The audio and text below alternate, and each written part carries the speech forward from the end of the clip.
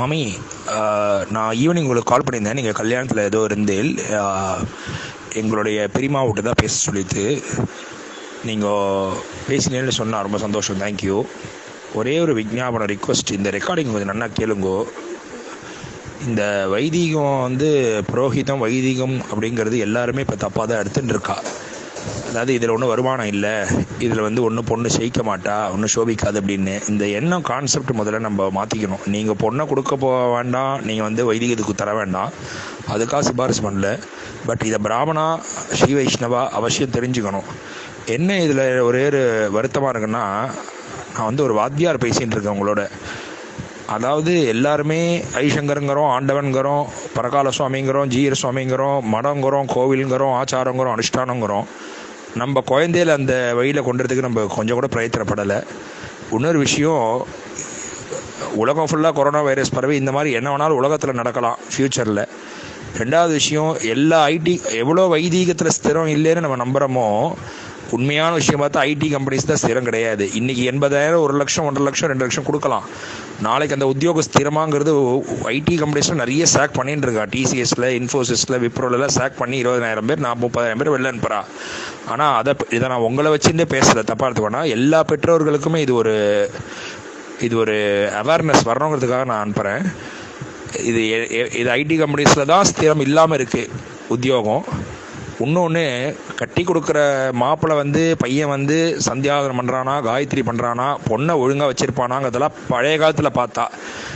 அனுஷ்டானம் பண்ணுறானா, நன்னா வச்சுப்பானா, ஆயுர் பலம் இருக்கா அப்படின்னு தான் பார்ப்பாளே தவிர, எல்லாமே இப்போ 30 வயசு, 32 வயசு, 35 வயசு, 40 வயசுக்கு கல்யாணம் பண்ணாமல் பொண்களை வச்சுருந்தாலும் வச்சுருக்காளே தவிர, ஒரு நல்ல வரன் வேதத்துக்கும் வைதிகத்துக்கும் வேத அத்தியனத்துக்கும் என்ன மாமி குறைச்சல்? என்ன பிடெக் படித்து, பிடெக் ஐடி படித்து, ஹிந்தி படித்து, சம்ஸ்கிருதம் படித்து, அதுக்கப்புறம் வேதாத்தியனமும் பண்ணி ஹெச்பியில் பையன் 40,000 வாங்கிட்டு இருந்தான், 50,000 ரூபா. நான் சொல்கிறது 8 வருஷம் முன்னாடி பிடெக் முடிச்சுட்டு. இப்போ வைதிகத்தில் 1.5 லட்ச ரூபா சம்பாதிக்கிறான். மாதம் சம்பாதிக்கிறான். ஃப்ளாட் இருக்குது, கார் இருக்குது, எல்லாமே சும்மா வாயில் பேசுறதுல நேராகவே கூட்டின்னு போயே காட்டலாம். 1.5 லட்ச ரூபா மாதம் வைதிகத்துலேருந்து வர வருமானம் ஸ்திரம் இல்லைன்னு பெற்றோர்கள் நினைக்கிறா. ஆனால் வெளிநாடு அமிச்சு தன் குழந்தையில வாழ வைக்கிறதுக்கு ரெடியாக இருக்கா. இந்த கலாச்சாரத்தை விட்டுட்டு, பாரத தேசத்தை விட்டுட்டு, இது ஒரு ஃபேண்டஸியாக போயிட்டு இருக்கே தவிர குழந்தைகளுடைய லைஃபுக்கு ஒன்று க்ஷேமமாக போகிற மாதிரி தெரியல.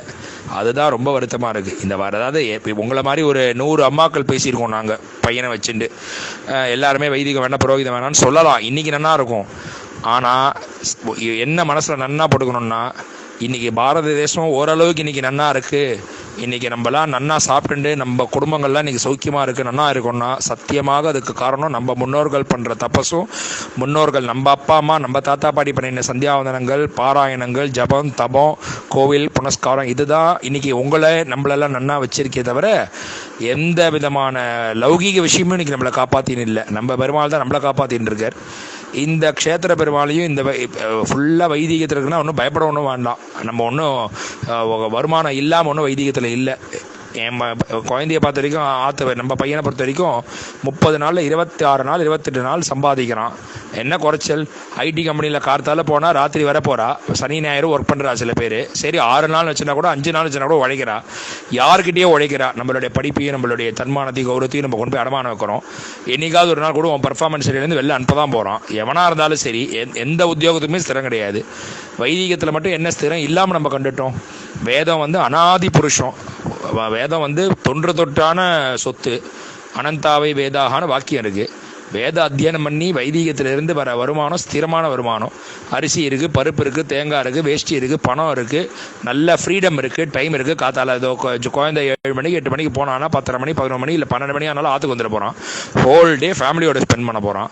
பெருமாளை வச்சுட்டு ஆராதனை பண்ணிட்டு, திரிகால சந்தியானம் பண்ணிட்டு, காயத்ரி பண்ணிட்டு, இது எதுலேயுமே நம்பிக்கை இல்லைங்கிற பொண்களுடைய அம்மா. இது பிராமண சமுதாயத்துக்கு வெக்கக்கேடு. பிராமண சமுதாயத்துக்கு ரொம்ப ரொம்ப ரொம்ப ரொம்ப ஒரு தாய்ச்சியான விஷயம்.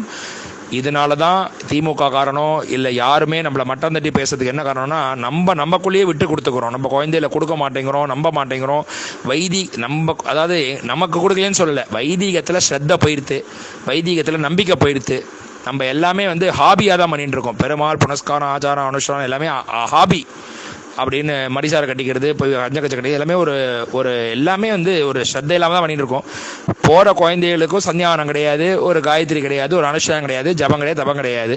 ஒரு ஃபேண்டசியில் மிதந்துன்னு இருக்கா. இது வந்து எவ்வளோக்கு எவ்வளோ சாத்தியம் தெரியாது. ஆனால் ஒரு நாள் வரும். முன்ன எப்படி இப்போ பிள்ளையாத்துக்கார அராஜகம் பண்ணி பிள்ளையாத்துக்கார டாமினேட் பண்ணலாம், இப்போ பொண்ணாத்துக்கார டாமினேட் பண்ணிட்டு இருக்கா. இது ஒரு காலம் மறுபடியும் திருப்பி வரும். அப்போது டெஃபினட்டாக இந்த எத்தனை ஜென்மம் எடுத்தாலும் டொனால்ட் ட்ரம்ப் வரட்டும், பில்கேட்ஸ் வந்து யார் பிரசிடெண்ட்டாக யார் கண்ட்ரி மாறினாலும், எந்த கண்ட்ரி போனாலும் பாரத தேசம் வைதீகம் வேதம் நம்மளுடைய சனாதன தர்மத்துக்கு ஈக்குவல் அனுஷ்டானம். நம்மளுடைய இன்னைக்கு கொரோனா வைரஸ் பரவிட்டு இருக்குங்கிறத அன்றைக்கே ரிஷி எழுதி வச்சிட்டார். மேலே தொடாத, தள்ளி நில்லு, துணியை மடியா அலசி உளத்து, டிஸ்டன்ஸ் தள்ளி இல்லை, வாசலில் சாணி போட்டு கோலம் போடு, ஆச்சாரமாக இரு, அனுஷ்டானமாக இரு, மடிப்பாரு அப்படிங்கிறதெல்லாம் ரிஷி சொல்லும்போது நம்ம அதை நம்ப மாட்டேங்கிறோம். இன்றைக்கி அவன் கொரோனா வைரஸ் உலகம் ஃபுல்லாக தொற்றினோன்னா 3 அடி டிஸ்டன்ஸ் வைன்னு இன்றைக்கி அனுப்பிச்சுட்டு இருக்கான் வேர்ல்டு ஹெல்த் ஆர்கனைசேஷனில். பல கோடி ஜென்மாங்கள் முன்னாடி சொன்ன ரிஷிகளை இன்றைக்கி வந்து இவன் வந்து புதுசாக கண்டுபிடிக்கிற மாதிரி கண்டுபிடிக்கிறான். எங்கே சுற்றி எங்கே பல்ட்டி அடிச்சு எப்படி வந்தாலும் நம்ம வைதீக மார்க்கம் தான். நாளைக்கே நம்ம குழந்தைய கல்யாணம் பண்ணி கொடுக்கணுனாலும் ஒரு வாத்தியார் வேணும், ஒரு வைதீகம் வேணும். நம்ம பாத்திர நல்லதோ கெட்டதோ எது நடந்தாலும் அதுக்கு ஒரு வைதீகம் தான் வேணுமே தவிர வேதம் தலைக்கணும், வேதம் நன்னா வளர்ச்சி ஆகணும், வேதம் நன்னா இருக்கணும். ஒரு வேதாத்தியனம் பண்ணவன், ஒரு சமிதானம் பண்ணுறவன், ஒரு அக்னிஹோத்திரம் பண்ணுறவன், ஒரு உபாசனம் பண்ணுறவன், ஒரு கர்மா அனுஷ்டானத்தை பண்ணுறவன் சத்தியமாக அந்த பொண்ணை நன்னா தான் வச்சுப்பான். இது சத்தியம். இது நீங்கள் பொண்ணை கொடுக்கணுங்கிறதுக்காக நான் சொல்லலை. யாருமே தர வேண்டாம். பொண்ணை எல்லா அம்மாக்களுமே பொண்ணை உள்ள பத்திரமா பூட்டி வச்சுக்கோங்க. ஆனால் இதுதான் சத்தியம்ங்கிறத நான் ப்ரூவ் பண்ணுவேன், எல்லாருக்குமே ப்ரூவ் பண்ணுவேன். ஆஸ் அ வாத்தியார் நான் உங்களோட பேசுகிறேன். ரொம்ப சந்தோஷம். தேங்க்யூ. நீங்கள் எதுவும் வருத்தப்பட வேண்டாம். இது வந்து அவேர்னஸ்க்காக சொல்கிற மெசேஜை தவிர ஒன்றும் வருத்தமே கிடையாது, விஷயமே கிடையாது. பையன் நல்ல என்ன கசக்கிறதுன்னு சொல்லுங்க. 3 வேளை சந்தியாவந்தனம், காத்தால ராமாயண பாராயணம், சாயங்காலம் பாகவத பாராயணம், ராத்திரி கீதை படிக்கிறான், ஃபுல்லாக வைதிகம் பண்ணுறான், கல்யாணம், சீமந்தம், உபநயனம் எல்லாருக்கும் எடுத்து சொல்கிறான். இந்த பக்கம் இங்கிலீஷும் படிச்சிருக்கான், பிடெக்கும் படிச்சிருக்கான், லௌகீகமும் தெரியும், வைதிகமும் தெரியும். இதில் மாதம் 1.25 1.5 லட்ச ரூபா சம்பாதிக்கிறான். கார் இருக்குது, ஃப்ளாட் இருக்குது. பொண்ணை வாழ வைக்காமல் எப்படி போயிடுவான் அந்த பையன்? அவன் பண்ணுற காயத்ரியும் அவனோட வேதமும் பொண்ணை எப்படி காப்பாற்றாமல் போயிடும்னு நீங்கள் எனக்கு சொல்லுங்க. அதனால் புரோகிதமாக வைதிகமான யாருமே நம்ம தப்பாக மட்டும் அப்ரோச் பண்ணாதீங்க. பொண்ணை வைதிகத்தை கொடுக்க வேண்டாம், அது உங்களோட அபிப்பிராயம். ஆனால் வைதிகத்தையும் புரோகிதத்தையும் தயவு பண்ணி மட்டமாக நினைக்காதீங்க, மட்டமாக பேசாதீங்க. ரொம்ப மனசுக்கு வருத்தத்தை கொடுக்கக்கூடிய சமாச்சாரம். தேங்க்யூ.